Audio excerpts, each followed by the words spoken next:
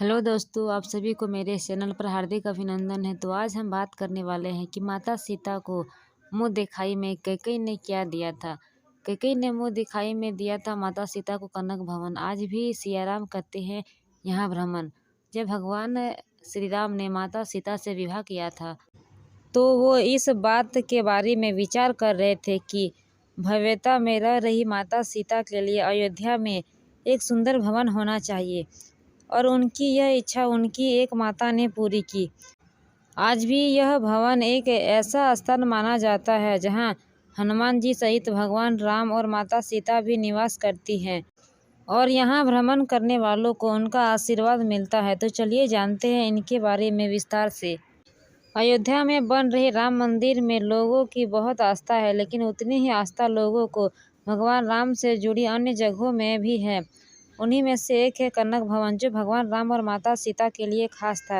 यही कारण है कि आज भी यह स्थान इतना जीवंत माना जाता है। आज भी लोग उनका आशीर्वाद प्राप्त करने जाते हैं। केवल इतना ही नहीं, इस भवन में भगवान राम के साथ साथ भगवान कृष्ण की भी कृपा प्राप्त होती है। एक कथा के अनुसार त्रेता युग में जब भगवान श्री राम माता सीता को विवाह कर लाए तो उनके मन में इच्छा थी कि उनका सुख सुविधाओं के पलने वाली माता सीता अयोध्या में एक सुंदर भवन में रहे।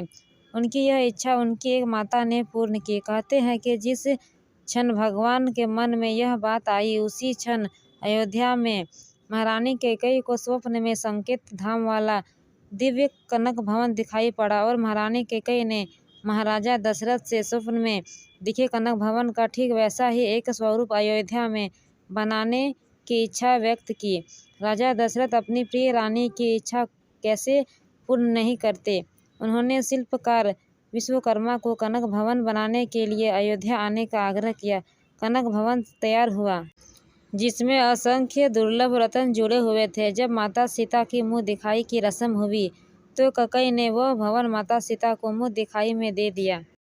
तब से अब तक समय समय पर भवन की देखभाल होती है। अयोध्या पर अनेक बार आक्रमण हुआ, जिसमें कनक भवन भी तोड़ा गया। कहते हैं कि द्वापर युग में श्री कृष्ण अपनी रानी रुक्मिणी के साथ जब अयोध्या आए थे, तब कनक भवन टूट फूट कर एक ऊंचा टीला बन चुका था। जब उन्होंने भवन की जर्जर हालत देखी तो उन्होंने अपने योग बल से माता सीता और भगवान श्री राम की मूर्तियों को प्रकट कर उस स्थान पर स्थापित किया, जिससे यह भवन एक धार्मिक स्थल में बदल गया। इन स्वरूपों के दर्शन करते ही लोग मंत्रमुग्ध हो जाते हैं। दरअसल कनक भवन माता सीता का अंतपुर था। यही कारण है कि यहाँ पुरुषों का प्रवेश वर्जित था। कहते हैं कि भगवान श्री राम के प्रिय होने के बावजूद केवल हनुमान जी यहाँ प्रवेश कर सकते हैं, इसलिए उनकी एक मूर्ति आंगन में स्थापित है। कनक भवन की विशेषता, आज भी यह धर्म स्थल एक विशाल महल जैसे दिखता है। मंदिर के गर्भगृह में भगवान श्री राम, माता सीता, लक्ष्मण, भरत और शत्रुघ्न स्थापित हैं। भगवान राम और माता सीता ने स्वर्ण मुकुट पहन रखे हैं। राम के भक्तों और संतों का मानना है कि महल में भगवान श्री राम और माता सीता विचरण करते हैं। कहते हैं कि मंदिर के प्रांगण में बैठे रहने पर मन में किसी प्रकार का कोई चिंता मन में नहीं रह जाता है। साथ ही आंगन में हनुमान जी को स्थापित भी किया है।